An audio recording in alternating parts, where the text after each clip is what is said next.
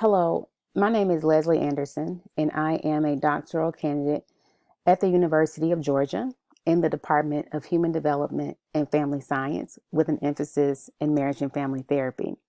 First, let me say thank you for taking time out to learn a little bit about my research and my areas of interest, and to also learn some about what I completed for my dissertation study. So, the topic of my presentation today is the process of ethnic racial socialization in Black American families with school age children.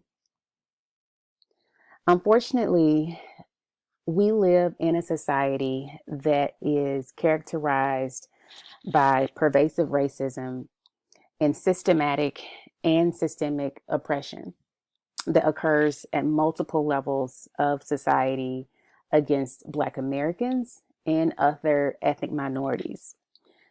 Families, youth, communities are impacted on interpersonal levels, cultural levels, and institutional levels um, that impact them in some very critical and deleterious ways. The unfortunate reality is that many Black parents and caregivers are forced to employ specific strategies to help mitigate or lessen the effects of racism against their children and to protect them from harm. In family science and developmental psychology literature, this process of essentially teaching race to children has become known as ethnic racial socialization, or ERS. Most of the ERS research, however, has relied heavily on retrospective accounts from parents and adolescents or college age young adults, and examined associations with various developmental outcomes. So, for the most part, the available literature has taken accounts from parents reflecting on what they've done with their children, or from adolescents and young adults reflecting on messaging that they have received from their parents or caregivers growing up.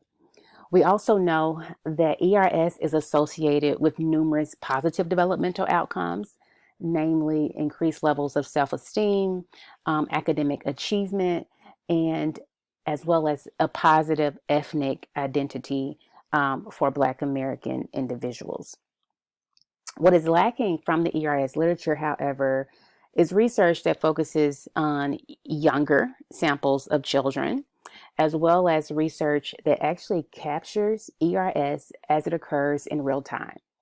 ERS measures that will illuminate what these processes look like within families and within parent-child interactions. And so this is a gap that I have sought to close in some ways in my dissertation. For my study, I adapted a measure known as the Racial Socialization Observational Task that was developed by Dr. Mia Smith Bynum. Initially, this observational task was developed to be used specifically with adolescents and specifically with Black American families. Currently, I'm a part of a research project that took the RSOT, adapted it to be used with school age children around 10 and 11 years old. And then we also use this measure with, with Latino families. For my study, I focused specifically on a subset of that sample, the Black American families. What families participated in our study was listening to three specific audio clips, about 30 seconds in length, describing some racially charged incident. One of the vignettes described a child being racially profiled in a store. Another vignette described a child being mistreated by their guidance counselor in school and being stereotyped. And then lastly, the vignette that I focused on described a young Black child's first encounter with a police officer in their neighborhood. For my analyses, I was guided by critical race theory as well as Garcia Cole's integrative model. I'm only discussing a portion of my findings today. And that was this overarching question of how do Black parents navigate the talk with their school-age children? Within Black American cultures and communities, the talk refers to a conversation that is typically facilitated by parents or caregivers that educate children about how to protect themselves and manage their behaviors when interacting with law enforcement to help protect them, to help ensure their safety, and to, in some instances, de escalate a situation that ensures they make it home safely at the end of the day. With the 45 dyads that I was able to view and analyze their data, looking at what these conversations really entail between these parents, these are the things that I uncovered within the data.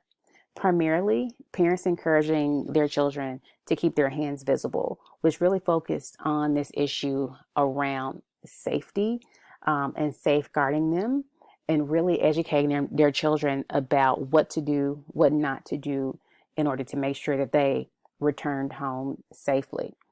The second thing was also emphasizing compliance and demonstrating respect, reminding children that they were operating with someone in a position of authority and that there is a clear differential, a clear power differential that exists between them. Thirdly, parents and caregivers expressing this very strong desire to be involved in the situation. Messaging like, don't ever have these conversations with yourself, but always bring me into the fold. And then lastly, parents cultivating a critical consciousness. So not only identifying issues of racism and identifying ways that children can protect themselves, but also parents and caregivers encouraging their children to take action and to resist oppression and racism in our country. So this is very much a launching pad for an ongoing research agenda. Moving forward, I think it's critical that I look at constellations of parents that not only involve primarily the mother, but mother and father for heterosexual couples that have children. Also thinking about ways that differences might exist based on regional differences. And then lastly, understanding what the clinical implications are for ERS research. So not only thinking about how these things are associated with positive developmental outcomes, but how can we take this research to then inform what we do clinically? Thank you, and I look forward to your feedback.